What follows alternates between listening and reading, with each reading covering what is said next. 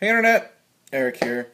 Um, like I said, since I finally finished the Friday the 13th and Nightmare on Elm Street series on this channel, it's going to be request time for quite some time on this channel. That just sounded really repetitive. Um, so I recently did the 3 Feast films, and a couple people have requested this film, so today I'm going to discuss See No Evil 2. Now, if you're new to my channel, welcome. I discuss plot spoilers and specific scenes, so if you hadn't seen the movie, watch at your own risk. Now, first off, I really enjoyed the first film. I have requested it. Check out the review in the My Movie Thoughts playlist that this is in, or I might create a own playlist for this for See No Evil movies. I haven't decided yet. Basic plot is it's the same night. So I'm going to assume that you've seen part 1 while I discuss part 2, because I might discuss part 1 in it. It takes place the same night. Jacob Goodnight's body is on its way to the morgue after being killed at the end of the first film. He gets the pipe through the head, or through the eye socket. And we are following Danielle Harris. From the Halloween remakes with Rob Zombie, and plus the original Halloween 4 and 5, and Urban Legend, and the Hatchet films. A scream queen of today's generation. It's her birthday. Her friends want to take her out to go get drunk, and she has to... Basically, she's working in this morgue with 2 other guys. That's it. In the entire fucking morgue, which is huge. We'll discuss that later. And instead of going out, she decides to stay, help out with the body. Her friends find out. They bring the birthday party to the morgue, and then Jacob Goodnight brings his own birthday party as well. That's it in a nutshell. This came out in 2014. I don't remember when the original one. You'll have to go check it out. This is directed by the Soska sisters, who have somewhat of a following in the horror genre, community, whatever. American Mary, which I saw once and don't remember. This... Dead Hooker in a Trunk, which I've never seen. And Hellevator, which I liked the first season, but it got really fucking boring by the end. Anyways, that's the plot. Wow. Sorry, weak follow-up to such a really good first film. We'll get... First off, Kane, as Jacob Goodnight. Once again, superimposing... It's Kane. Superimposing character. Very scary. Very threatening. He's still using his size and his strength to take on these kids, or to chase down these kids. He's punching through doors. He's grabbing people, throwing them through the walls, lifting them up literally, and slamming them to the ceiling and throwing them down, using his strength to his advantage. He's still somewhat the basic silent killer that he was in the first one. They give him a little bit more dialogue, which is kind of hit and miss. I like some scenes. Sometimes the dialogue doesn't really work. But, once again, because Kane is used to wrestling for the most part with a mask, he's used to using body language to describe, his character. And he does really well with Jacob Goodnight here. Once again, he's the silent, rageful killer. It's kind of like Kane Hodder, with the rage built inside. So Kane, Glenn Jacobs, whatever, does really good. Danielle Harris, as the lead, decent, nothing special, nothing crappy. There are some scenes where you at least care for her character. You want her to survive. You want her to survive the night, get away from Jacob. There's no overacting on her part for the most part. There's a couple scenes where she goes after Jacob, like she yells to try to distract him, and I don't really buy it. But overall, and I think there's a scene where like she literally like tries to take him out like with her fist, and I'm just like, little Danielle Harris against fucking 7 foot tall, nearly Kane. Not gonna happen. So overall, Danielle Harris is likable. There's a couple other characters that are just there. There's a guy working with her, and he's in a wheelchair. Don't even remember his name. He looks like Ethan Hawke with blonde hair. There's the guy that's in love with Danielle Harris, but he's afraid to ask her out on a date. There's all of her friends that are just there to get killed. And then there's Catherine Isabel. Oh, Catherine Isabel. Catherine Isabel from Ginger Snaps, which I haven't seen, the Carrie TV movie, and Freddy vs. Jason. She fucking sucks in this movie. My God, she's horrible. First time we meet her, they're all, Danielle Harris has canceled plans, so she's working at the morgue. She goes into the room where they have all the bodies, and of course all the friends are under the sheets, and they scream surprise, and we get a real close-up on Catherine Isabel's face, and she's a pretty, pretty woman. It's not a pretty look when that close-up. And she's already drunk and blitzed out of her mind. But the problem is, I don't know if she's a drinker in her personal life, but the problem is she's portraying this drunk as like a 16-year-old who's never drinking before. So she's wandering like this and talking like this and slurring and saying it's going to have a good time. And stop. Okay?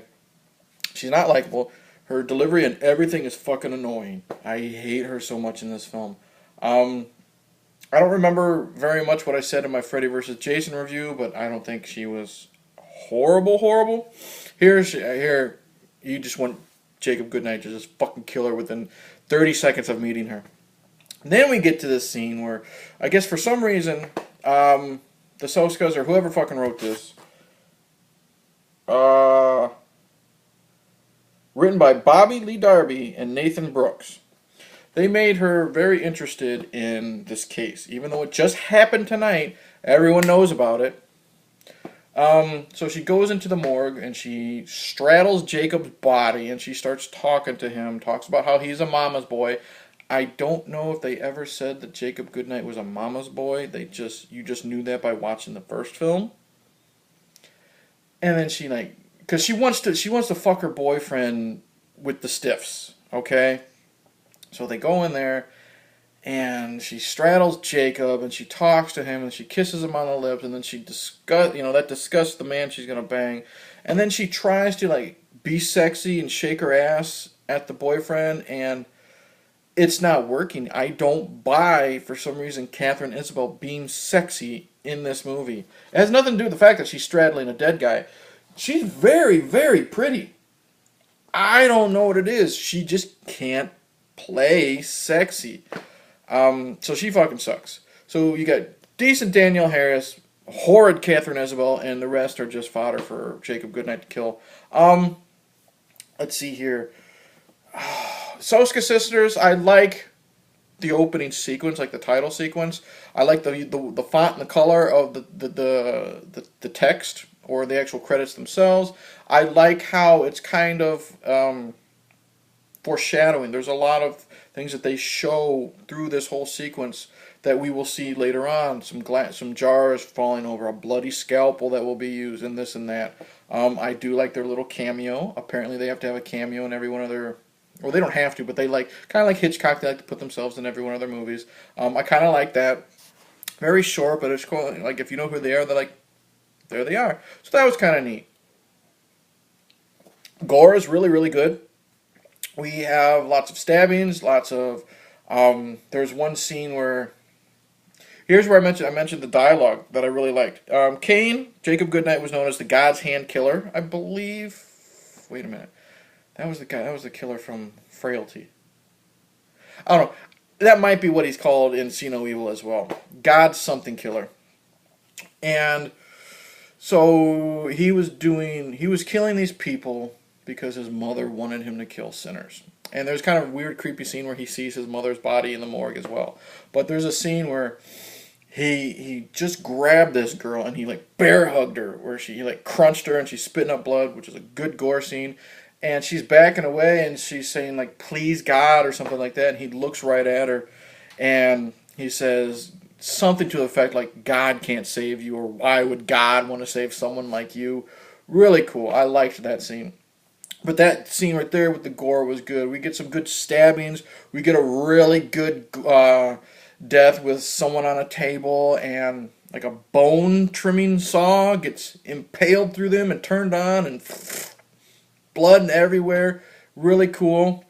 I already mentioned spoilers. Fucking Catherine Isabel.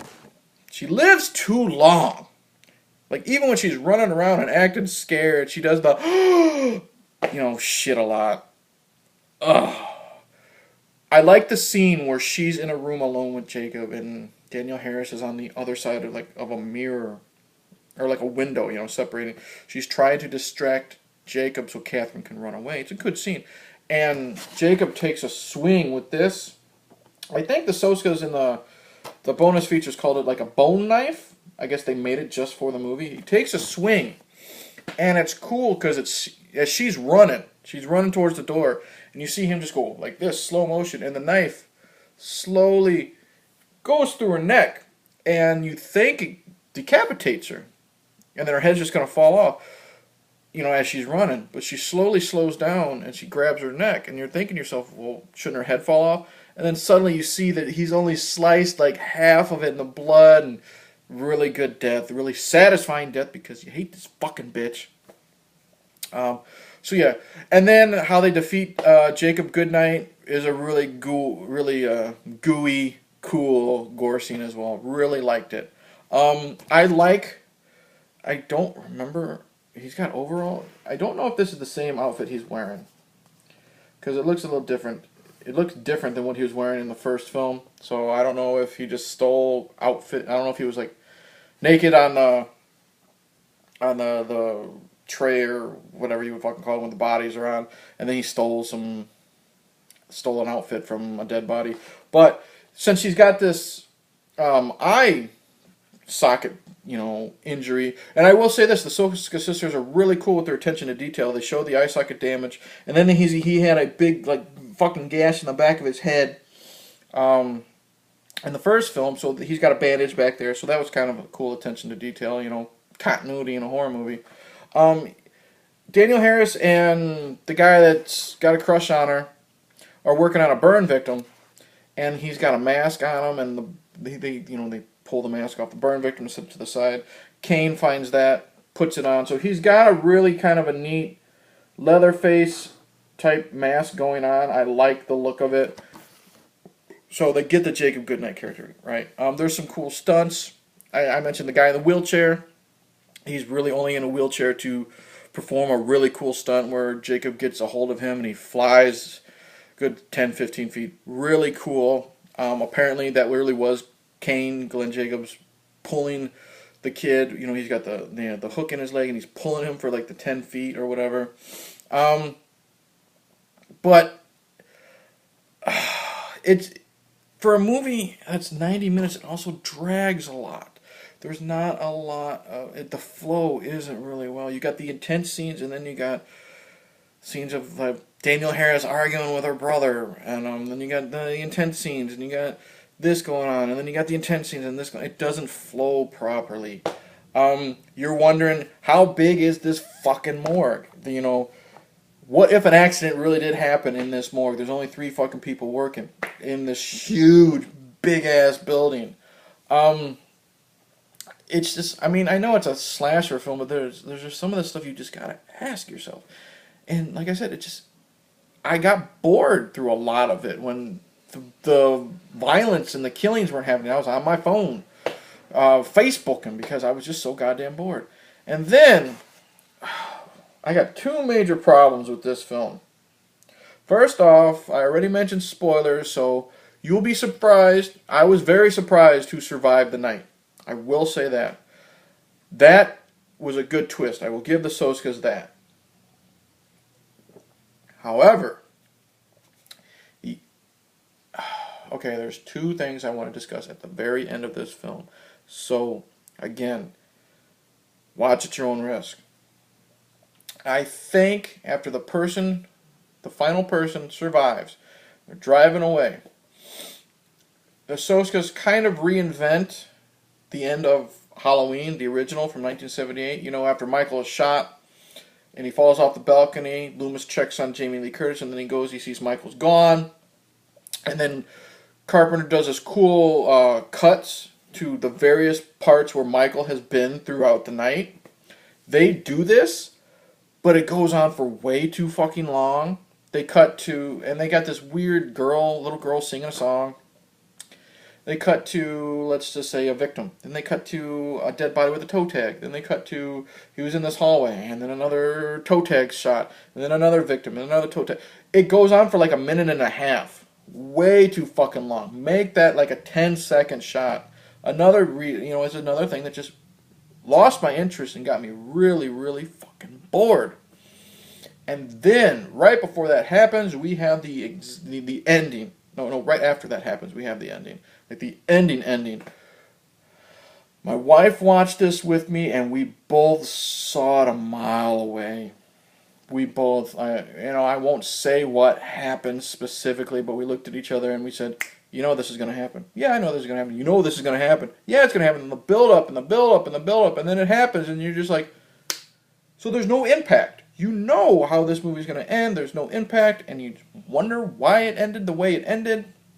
I mean, it's a horror movie, and that's how a lot of them end, but it wasn't a good, grabbing you and surprising you, even a good jump scare. I think they were trying to end it like maybe a lot of horror movies, like Friday the 13th or this and that, and it failed because you saw it coming, because you've seen it so many times before, and it dragged out for so long. Just make it quick and in your face, but no, they had to drag it out for another good 2 minutes.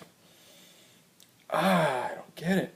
So in the end, after all that rambling, See No Evil 2. Worth one watch. If you like the first film. I'll say that. Because it is cool. There are a lot of good deaths. The gore is good. Kane is really, really good as Jacob Goodnight again. He makes a scary, imposing monster. That's about it. It really is. The rest of the characters you don't really care about. You're going to fucking hate Catherine Isabel. That's about an ending you see a mile away. Nothing special. Nothing special. If you put it this way, I really liked See No Evil. I didn't really like this at all. Unnecessary. Doesn't take away from the first film because I enjoyed it so much, but watch it at your own risk. Don't watch it back to back. Wait like a week or so in between. Seriously, because it's a huge step down from the first one, and that's saying a lot. The first one, See No Evil, is a movie starring a pro wrestler and directed by a former porn director. This is directed by two twins that supposedly have a huge following in horror. And I'd rather watch the film directed by a former porn director. So, yeah, meh at best. Horrible follow. Not horrible, but not a good follow-up to See No Evil. So, yeah. There you go. That's all I got to say. So, thank you for watching. Please like and subscribe. Click the bell. Share. Don't. Doesn't matter. Comment below. Tell me if I'm wrong. Tell me if I'm right. Send in your requests. I don't know how to end the fucking video. So, yeah, in the end, I will say cheers. And so far, the Soskas are not winning me over.